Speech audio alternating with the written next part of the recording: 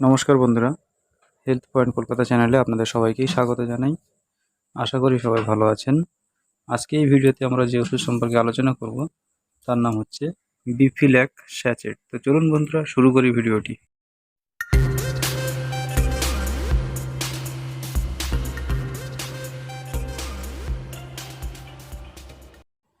তো বন্ধুরা, আজকে আমাদের আলোচনার বিষয় হলো বিফিল্যাক স্যাচেট।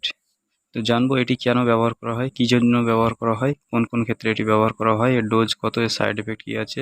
তো চলুন বন্ধুরা ভিডিওটি শুরু করি। বিফিল্যাক স্যাচেট হলো এটি বাচ্চাদের জন্য দেওয়া একটি ডায়রিয়ার ওষুধ। বাচ্চাদের যদি ডায়রিয়া হয় তার জন্য এটি দেওয়া হয়। তো এতে কি রয়েছে সেটা আগে দেখে নিই। এতে রয়েছে streptococcus faecalis T110 JPC 30 million, clostridium butyricum TOA 2 million, bacillus mesentericus TOA JPC 1 million আর ল্যাকটিক অ্যাসিড ব্যাসিলাস রয়েছে 50 মিলিয়ন। এটি ট্যাবলেটস ইন্ডিয়া কোম্পানির তৈরি করা একটি প্রোডাক্ট, যার একটি পাউচের দাম বা একটি স্যাচেটের দাম রয়েছে 14 টাকা 98 পয়সা। তো বন্ধুরা, এবার আসছে এর ইউজ সম্পর্কে। বেসিক্যালি এটি বাচ্চাদের ডায়রিয়াতে ব্যবহার করা হয়, অ্যামোবায়োটিক ডিসেন্ট্রিতে ব্যবহার করা হয়, বা ইন্টেস্টিনাল ইনফেকশন যদি হয়ে থাকে তার জন্য, যদি ডায়রিয়া হয় তার জন্য ব্যবহার করা হয়ে থাকে, কোলাইটিসে ব্যবহার করা হয়, অ্যালার্জিক রিয়াকশান থেকে যদি ডায়রিয়া হয় তার থেকেও এটি ব্যবহার করা হয় বা দেওয়া হয়ে থাকে।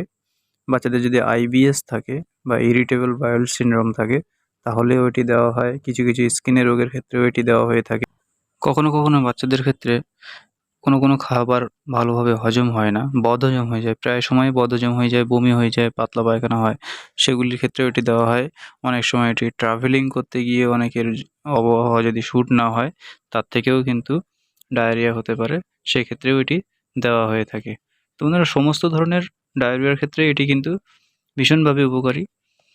অ্যাকচুয়ালি এটি আমাদের পেটের মধ্যে যেগুলি গুড ব্যাকটেরিয়া রয়েছে সেগুলির সংখ্যা বাড়ায়, আর ব্যাড ব্যাকটেরিয়াগুলিকে এরা ধ্বংস করতে সাহায্য করে।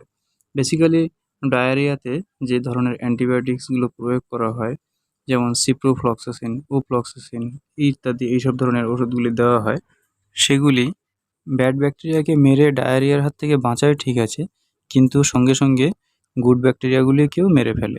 তার জন্য এই ধরনের স্যাচেটগুলি বাচ্চাদেরকে দিলে পুনরায় গুড ব্যাকটেরিয়াগুলিকে আবার উজ্জীবিত করা যাবে বা ইমিউনিটির দিক থেকে আরেকটু ভালোভাবে তারা ডেভেলপ করতে পারবে। এবার আসছি এর ডোজ সম্পর্কে, এটি কেমনভাবে খেতে হবে।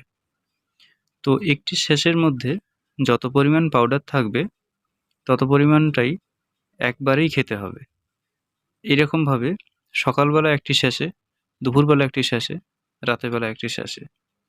এর খাওয়ার নিয়ম হলো 10 থেকে 15 ml উষ্ণ গরম জলে একটি স্যাশের সমস্ত পাউডার যা আছে সব মিশিয়ে দিতে হবে, দিয়ে একবারেই খাইয়ে দিতে হবে। তো এরপরে আসছি এর সাইড এফেক্ট সম্পর্কে। বন্ধুরা, এর সাইড এফেক্ট খুব একটা বেশি কিছু নেই, আজ অবধি সেইভাবে কিছু দেখা যায়নি। তবে পেট ফাঁপতে পারে, বাচ্চাদের পেট ফাঁপতে পারে, বা আবার ডায়রিয়াও হতে পারে যদি এটি বেশি পরিমাণে অনেকে খাইয়ে দেয়। মানে প্যাকেটের পর প্যাকেট যদি বারবার খাওয়াতে থাকে তাহলে কিন্তু এর সাইড এফেক্টের জন্য আবার ডায়রিয়াও হতে পারে, মানে বেশি বেশি করে আরও পায়খানা হতে পারে। এটি সমস্ত ধরনের ওষুধের দোকানে বা মেডিকেল স্টোরে উপলব্ধ রয়েছে, আপনারা চাইলেই এটি পেয়ে যাবেন। তো বাচ্চাদের পাতলা পায়খানা শুরু হলে আপনারা অ্যান্টিবায়োটিক্স খাওয়ানোর আগে এটি ট্রাই করে দেখতে পারেন ঘরে, তাহলে অনেক ক্ষেত্রেই প্রায় 80 থেকে 85% ক্ষেত্রেই পায়খানা কিন্তু ধরে যায়।